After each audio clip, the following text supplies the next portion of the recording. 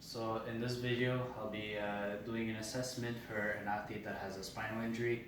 So in this scenario, my athlete's a soccer player that got kicked in the back.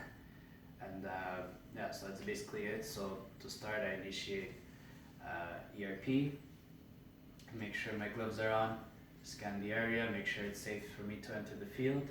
And that's basically it, so I can start primary survey. So I first start by holding the athlete's head. And what's your name? Christina. Okay, and make sure they can keep their eyes open. Make sure you're keeping your eyes open. And what happened? I'm a soccer player and I got kicked in my lower back on the field.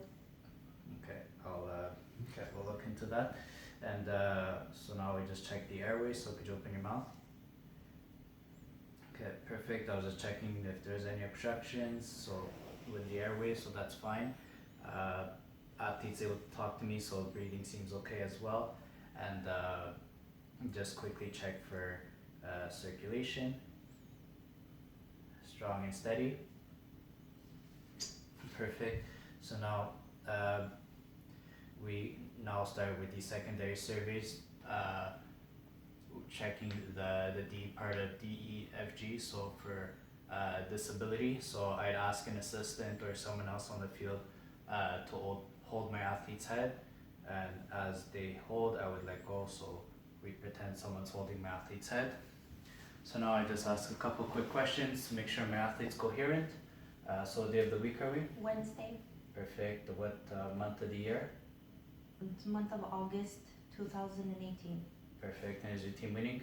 Yes, they are. Okay, perfect. So they're coherent, so we could proceed with the rest of the assessment. If they didn't seem coherent, at that point what we do is we complete the rest of the DEFG and all of secondary survey in general. Have the athlete boarded and vitals, and of course before we're doing all that, we're calling 911. So now the next part, we're just gonna palpate the spinous process just to see if we can locate where the pain is. So I'm just gonna start in the neck area. Anything? No. So now I just go underneath. Anything? Yes, it's starting to hurt. It hurts a little bit here? Yes. Okay, but it's just very small, the pain? Yes, very Okay. small.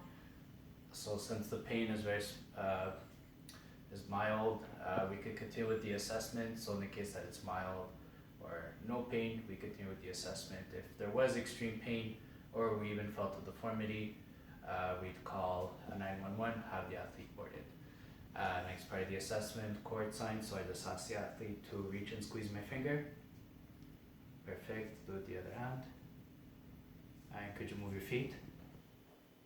Perfect, they're able to move their feet, so we can continue on with the next part of the assessment. Of course, if they're not able to do this, call 911, have them boarded. Next, we ask if they have any numbness, tingling, or burning. So do you feel any numbness, tingling, or burning in your No. arms or legs? No. No, perfect. We continue on with the assessment. Again, call 911, have them boarded if they do feel that way. If they do feel any of these. And then now we check for sensations. So do you feel my hand? Yes. Perfect. Do you feel my hand? Yes. Do you feel my hands? Yes. On your legs? Perfect.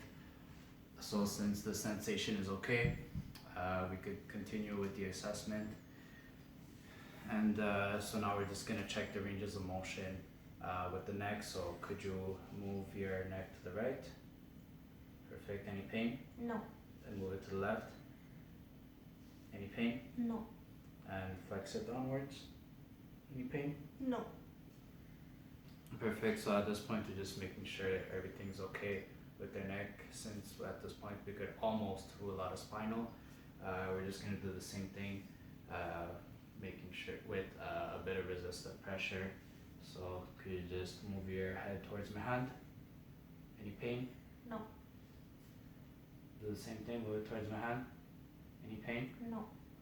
Move it towards my hand. Any pain? No. Yeah, perfect. So at this point, we could rule out the spinal, unless, of course, the pain from before that the athlete has felt has gotten worse. We try to get them up. Of course, if they they feel reluctant to move, we don't have them get up. We just call 911 and have them boarded.